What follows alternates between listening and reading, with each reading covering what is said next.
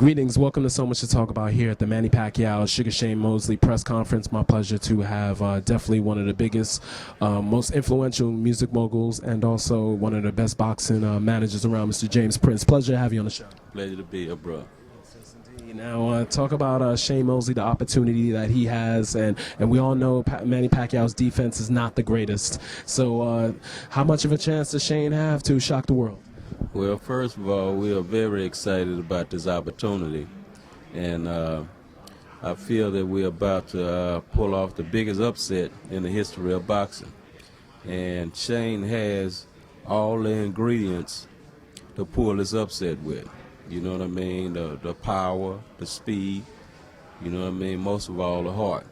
So we looking forward to an upset.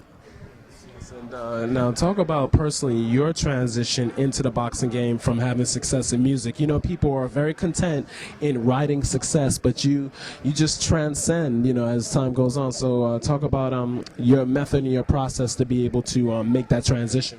Yeah. First of all, I always had my passion was always in boxing.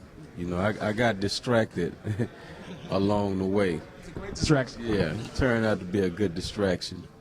But I had the opportunity to build a recreation center, a boxing gym, a full-court basketball facility in my community called Fifth Ward.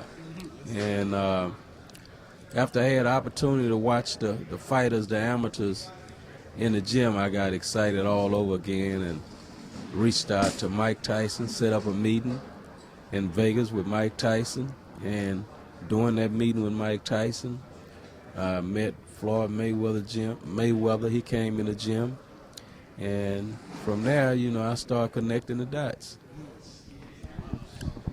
Now, your career, your music career, you know, with Rap-A-Lot Records, I mean, Ghetto Boys, Devin the Dude, et cetera, great artists, Scarface, of course, you know, that have really transcended music, but also at the same time, the community in the South, more support towards their artists, you know, in the South always. So talk about why the difference there than in the East Coast, you know, East Coast hip-hop, where there's not really of a support.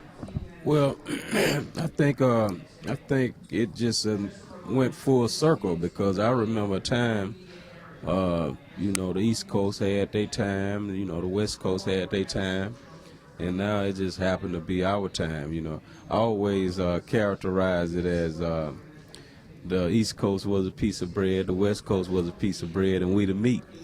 You know what I mean? And yeah, and I say that because majority of you know, people from the East Coast and West Coast ancestors, their roots come from the South. So, you know, you can't have a complete sandwich without us. Yeah. I thank you. I thank you for your time.